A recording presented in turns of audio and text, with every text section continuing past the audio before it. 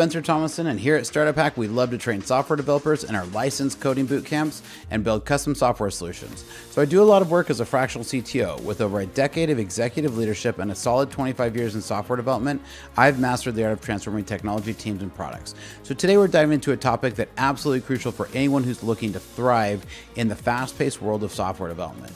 Habits that every single developer should have. So these are habits that will not only make you more efficient, but also make you more valuable to any team that you're a part of. So let's dive into these today.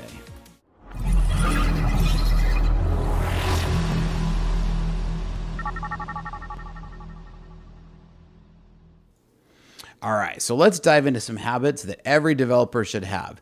And these are habits that will make you much more efficient, but also make you much more valuable, which is what every developer wants, especially in this tight market. So first off, let's talk about problem-solving skills. So in today's landscape, having strong technical foundation is key. But what's even more crucial is how you approach challenges. The best developers don't just write code, they solve problems creatively and efficiently. You need to cultivate a mindset that sees challenges as a puzzle waiting to be cracked.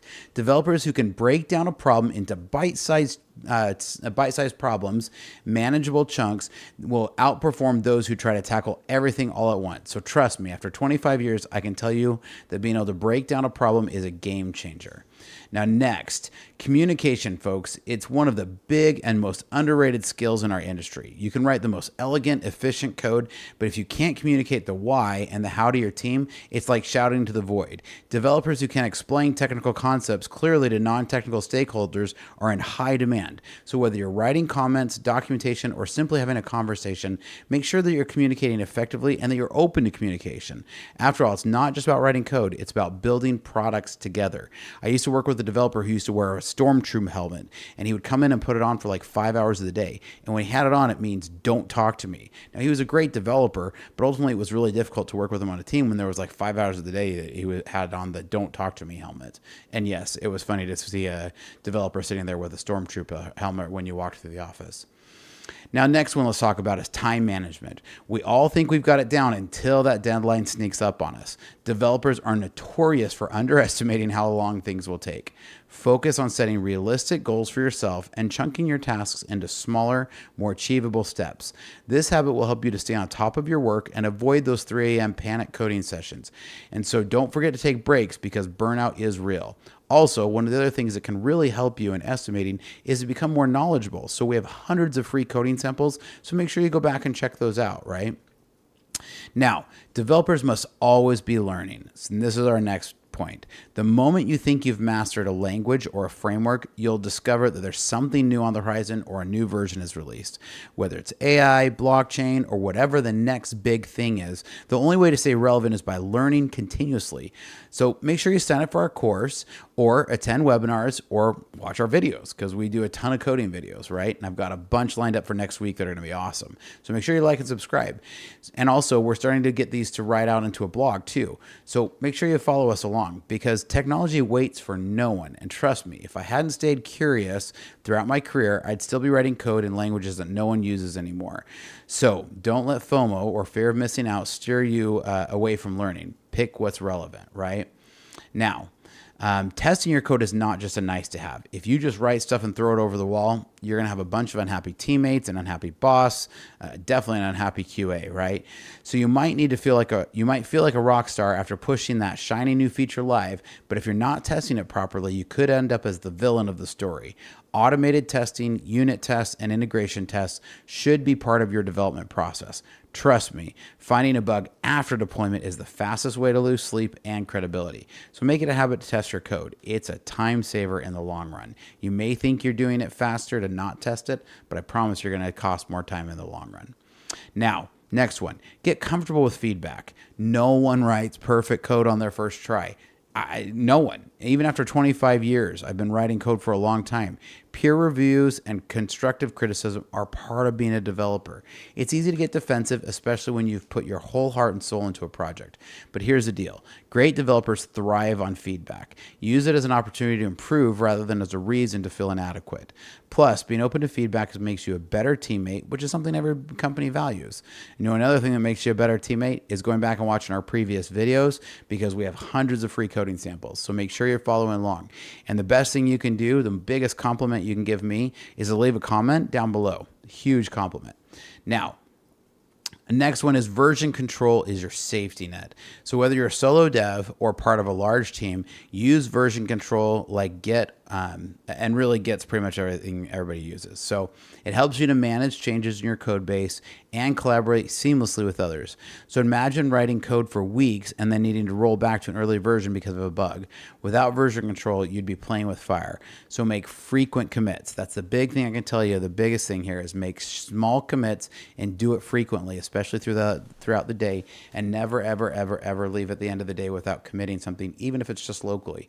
And then when you do commit, write meaningful comment messages, right? You will definitely thank yourself later. And I always tell people to manage those commits small. Next one, be adaptable. The one constant in software development is change. Tools and frameworks evolve, project requirements shift. You can have the best written story and those requirements are still going to shift. So be patient, be adaptable. And even your role might look different over time. You can't afford to be rigid. Being adaptable not only helps you to deal with change, but also positions you as a leader who can guide others. So flexibility is what has allowed me to stay relevant across different roles and technologies over 25 years. If you can roll with the punches, you'll do just fine. I remember my very, very, very, very first coding project. I was writing with Access. Yes, that long ago, with VB Script and Access. This was like 1999. And I remember being told that we couldn't have servers. And it was just a small project for an internal use case for about 100 people. And so to roll with the punches, I told my boss, don't worry about it. We can still do this. And I hosted it off of a machine under my desk and we ran with it anyways, right? Now, in 2024, that's probably not a great idea for a whole bunch of data security reasons and stuff. But my point is early on, I learned how to be adaptable. So be adaptable and be flexible. Now, as a developer, networking is key, and that's our next point here. You might think developers just sit behind their computers and crank out code all day, but the reality is that connections matter. Whether you're attending conferences to learn or to connect, participating in online communities so that you can learn from other open source contributors or whatever it is, or just staying active on LinkedIn, build a strong professional network, and it can lead you to new opportunities and collaborations. Don't underestimate the power of knowing the right people in the industry. I know a lot of companies, and I've been paid a lot over the years for referral bonuses where I've referred a fellow employee, right? And as a manager, I'm always very quick to hire somebody off of referral much faster than working with a recruiter. Now, next one is take ownership of your code. It's easy to point fingers when something goes wrong, but real developers take responsibility. Whether it's fixing bugs or improving your feature, be accountable for your work, and that is what separates the good from the great. Over the years, I've seen developers who can own their own mistakes and they rise faster through the ranks. Sometimes people are afraid of getting in trouble if something goes wrong, but I promise you that if you take ownership and just drive to a solution, it will come off better, I promise. So if something goes wrong, don't shy away, own it, dive in, fix it, own it, and run with it, right? Okay. Next, and that goes right into kind of this next point here. Collaboration is crucial. We're in an industry that thrives on teamwork. You can't be a lone wolf and expect to succeed in most environments, whether it's pair programming, code reviews, or just bouncing ideas off a fellow developer. Collaboration makes the end product better. After all, the more brains on a problem, the better the solution. And don't forget to have fun while you're doing it, right? That's the other part about it. Is collaboration is a lot more enjoyable too. So the other part about this is don't hesitate when you get stuck to reach out. It's not a weakness to just say, hey, I need another pair of eyes on this. Like, I've never had another developer be like, you suck. Like, what's wrong with you? You can't do this by yourself. No, everybody likes to be able to, everybody feels complimented when you're like, oh, that's cool. They're asking me for help. Now I know it can get annoying if you're a senior and you have a bunch of juniors and they're constantly asking for help. But I tell developers all the time, knowing when to know you're spinning your wheels, right? I was taught when I was younger and I was working with an off-road vehicle that if I got to a point where your wheels started spinning, at some point you have to know when you're stuck and to do something different, because if you just keep trying to push the gas, it actually can dig your hole deeper. And that can happen with development too. So know when your wheels are stuck and know when you need to get out of the truck and get a board underneath it or move, like just, and it's an analogy here, I get it. But my point is know when your wheels are spinning and dive in and don't be hesitant, right? It's not a bad thing.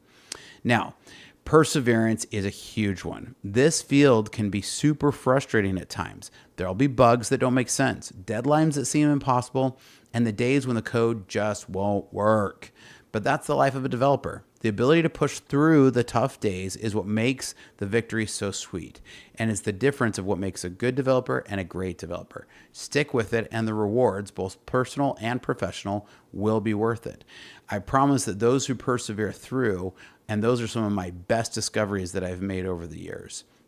So now that we've covered all the top habits every developer should have, let's run through them again really quick.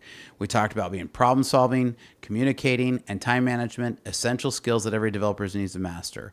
From learning continuously and testing your code to embracing feedback and version control, these habits will set you apart from the rest. Adaptability, networking, ownership, and collaborations are also crucial in making sure you succeed in this ever-evolving field.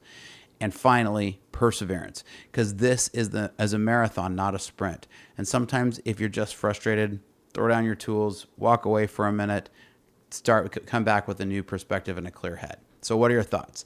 Do you agree? Do you disagree? Do you think that I missed some? I love to get comments down below. The best compliment I can get is when I get comments on my code. So please, if nothing else, just say hi. Here at Starter Pack, we love to train software developers in our coding boot camps and build custom software solutions for companies. So if your company's in need of connecting systems, reach out. We'd love to help. Hit the links down below or go to startuphack.com today for our coding boot camps, or startuphack.com/Spencer for the custom software solutions. And we will catch you guys next time. Make sure you like and subscribe to the channel, because we bring you lots of great tutorials and tips that every developer should know. See you next time.